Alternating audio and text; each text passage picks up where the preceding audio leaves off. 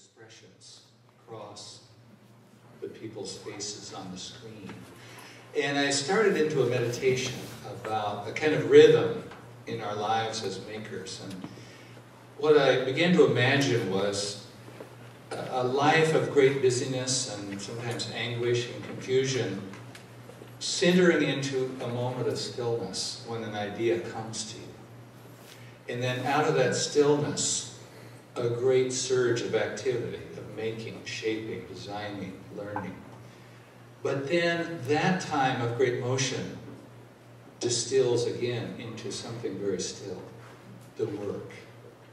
And when I go through the gallery here and I see the stillness, the presence, the power of these pieces, and I know they came out of volcanic activity, but just that rhythm of stillness and motion.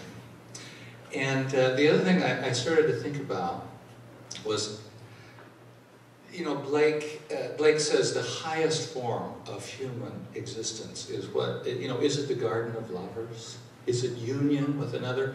He said, yeah, that's great, but beyond that, what he calls the city of art, which is a state of constant interactive creativity. And I feel that we have stumbled into the city of art for a few hours together here at Arrowmont. So it's wonderful to be here. I am an imposter, not an artist in clay, but someone magnetically pulled toward the work you do that I can't do. I've spent time with Jack Troy in the clay shop at Haystack Mountain. I've done a workshop with Chris Staley at Archie Bray, poetry and pottery. In college, for one glorious term, I was a ceramics major, fall of 1967.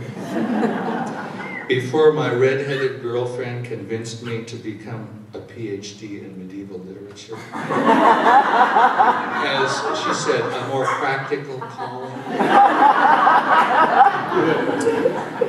Ever since, I have been in exile from the rust-grained canvas cover over the hand-building table in the art department, open all night. Because the soul cannot be separated from its obsessive work. I will never forget seeing my fingerprint as if for the first time on the rim of the slit bin at 3 a.m. while the kiln sighed and moaned, and it seemed I would certainly be a creature of clay. But I am an imposter, an exile from that time. Until tonight, I've come home to the making place. I want to start with a poem blessing the work of the difficult, the secret. I'm a parent, and what is it, 5? Someone told me if we can teach our children to be magnetically drawn toward what is difficult, they're ready. Yes. That's one thing art does. We are not gathered here because we have chosen something easy.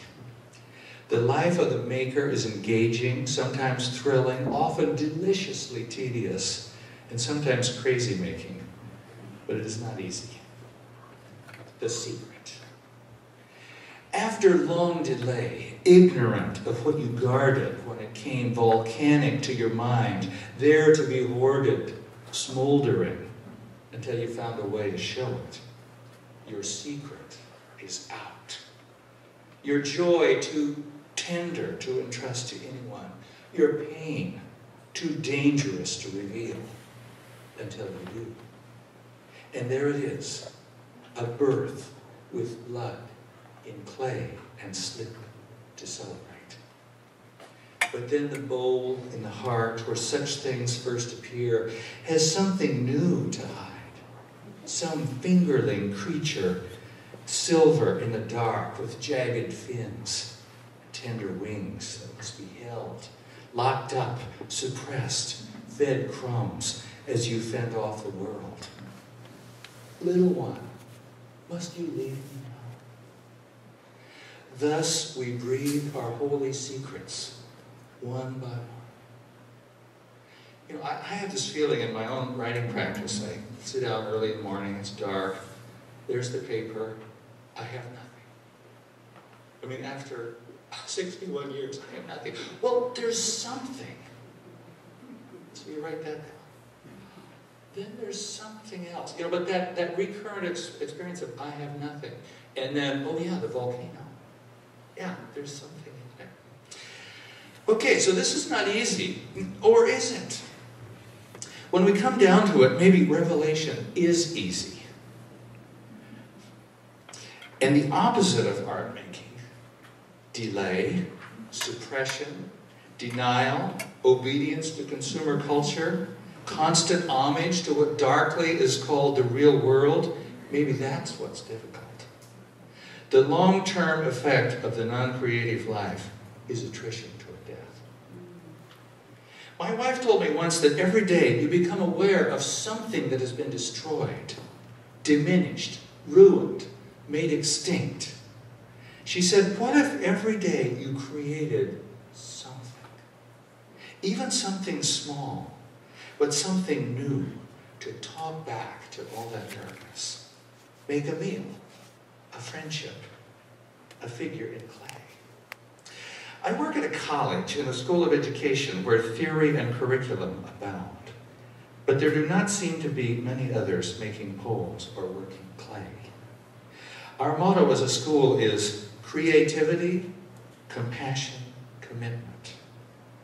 When the dean asked faculty members how they would define creativity, one suggested quite seriously, as far as I could tell, finding creative ways to bring order to our registrarial documents. And there I am in my office, laboring over a poem now and then, assumed among the other duties of my calling. But recently the scales fell from my eyes, and I realized that everyone around me at the School of Education and in the non-art world is incredibly creative. We create forms, deadlines, self-assessment protocols, agendas, committees, faculty handbooks, meeting minutes, Amazonian rivers of email, in order to avoid the kind of stillness out of which our secrets might come. This is a big job.